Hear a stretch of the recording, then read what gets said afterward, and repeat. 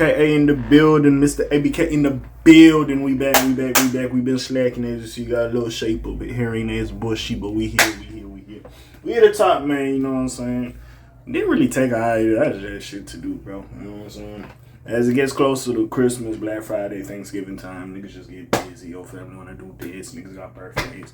I just get busy. It's crazy how I'm more busy around this time than the summer.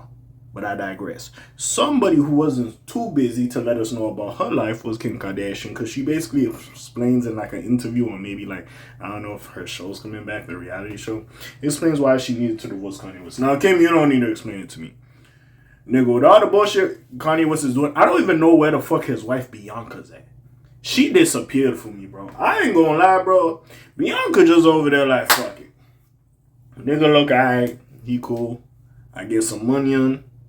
If he go, all that money go to me, I'm chilling. I think that's what it is. Now, again, I forgot how they met. I don't know if she worked with him when he was doing the Yeezy shoes with Adidas, but whatever happened with that. But like, yeah, maybe she actually did bond with the nigga. And at the end of the day, as crazy as he is, it's still Kanye West. The nigga got money, so of course.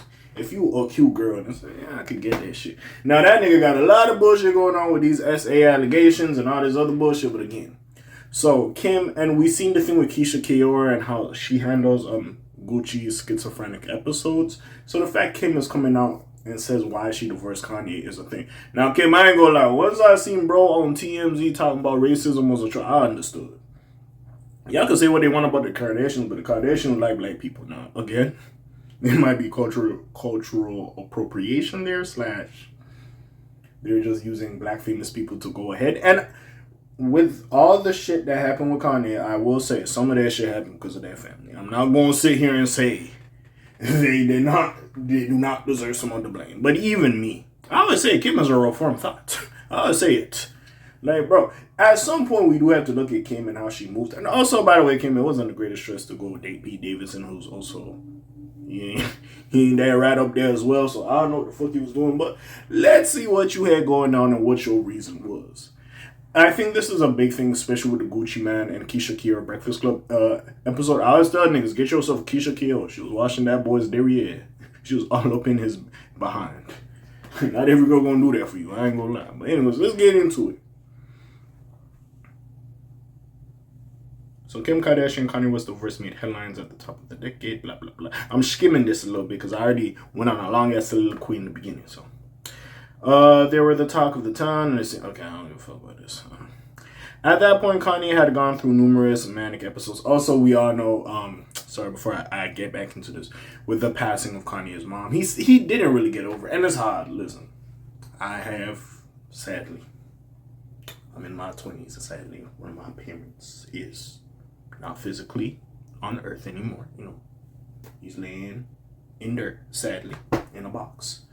So I can understand that you miss him. To be fair, I don't know how the fuck I be functioning. Like, when you really sit there and, yo, laugh a bitch. Like, I ain't gonna laugh a bitch. But anyway, besides, let's get back in here. But, like, as much as he's crazy, Kanye, and he does all these antics, I do know some of that does come from hurt. It could be from drugs and other shit he be using to self-medicate or feel happy or get past these grief. Once you realize a lot of these dope boys, they just going through trauma because they partner died or their friend died or their family member died. You realize, bro, niggas is more alike. People in general, when I say niggas, is more alike than they are different. It's just people go about certain things different ways. And that's why I always say, if we sat down and try to understand everybody and their different walks of life, this life shit, this shit in the world, it would be a little bit better because at least then we could try to compromise and try to understand.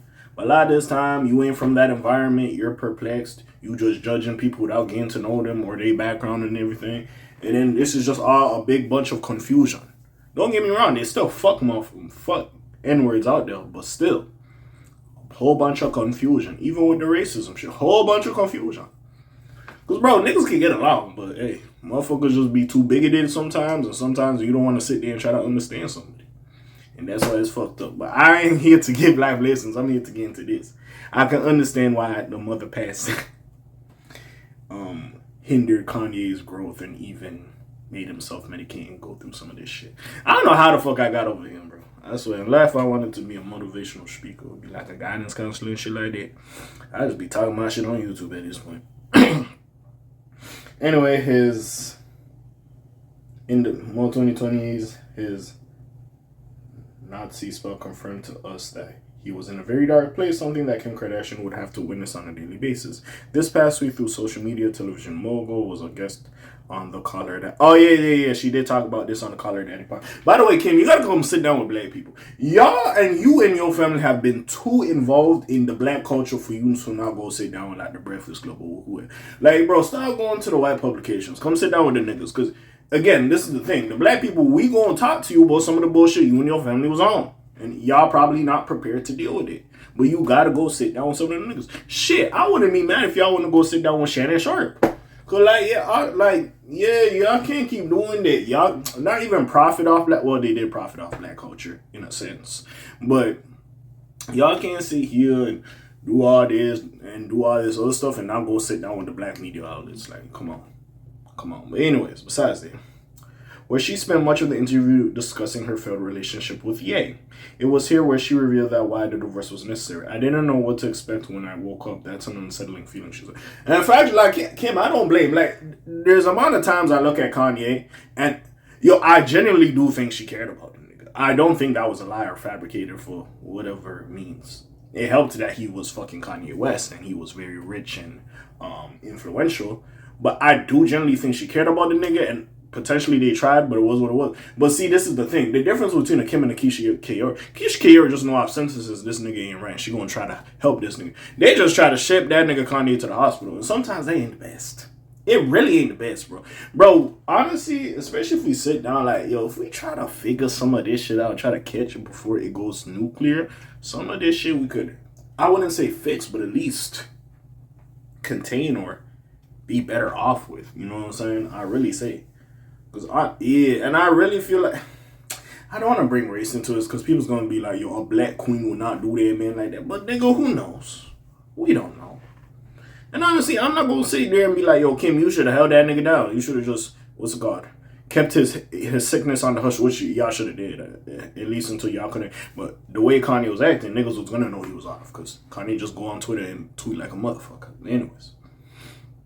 So Kardashian goes into some detail. By the way, if y'all checked out the Call of Daddy podcast, it's cool. I'm reading some shit. So Ye will get up during their marriage. For instance, there were times when Ye would talk badly about Chris and her sister. Listen, I ain't gonna lie, listen. I don't know what he was saying, but whatever. Directly in front of their kids. Moreover, there was one time where Kanye was in an episode and sold off all of the family cars to him. That's crazy. But see, I heard this as well with the Gucci thing that he was giving like jewelry and shit to his friends and they were just taking advantage of him. I will say this as well. Those wasn't your friends. It was opportunists. Like, in a sense, that's why I say, bro, it must be hard to be a famous person. You could be like a rich person and be on the low, but like a famous person? Because who's really your niggas, bro? I could never, bro. Yet I'm sitting here talking to y'all. But anyways.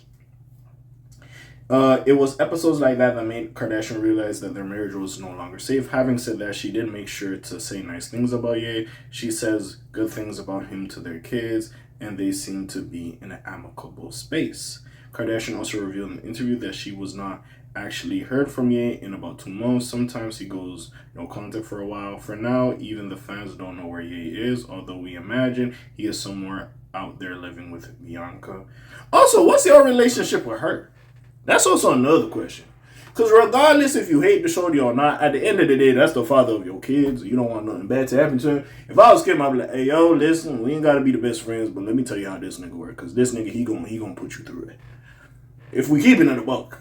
Now, everybody ain't going to hold niggas down like that, but if we keep it in the buck. But honestly, bro, yeah, I could understand what Kanye doing a lot of this shit. Some of this shit he was doing is like, this nigga had a hate list and he put his daughter on there. He put their Kardashians, which, listen, I don't know what went on with that episode, but something happened. Cause Kanye before them and Kanye after them, bro, there was something. Now again, I'm not saying it's their fault, but something happened and maybe y'all didn't show up for the person like that. You didn't show up for him like that. Y'all tried your best, but it wasn't enough. Sometimes it be like that. I ain't gonna lie. But I just, that nigga, yeah. Jeez, bro. I wonder how people feel like people like a Jay-Z or something that like this nigga. You seen this nigga come up like again? Like, do you look at it like, man? You know what I'm saying? But anyways, what do y'all think about this? Comments down below. Links in the description. Besides, there's your friendly neighborhood K.A. signing off for today. The Black TJ Day while they're doing this thing. My name ring bells like Quasimodo. Hit like, subscribe. You trying to hit a little bit more, you heard me. And I'm gone. Slimes and peace, y'all, gang. Aye.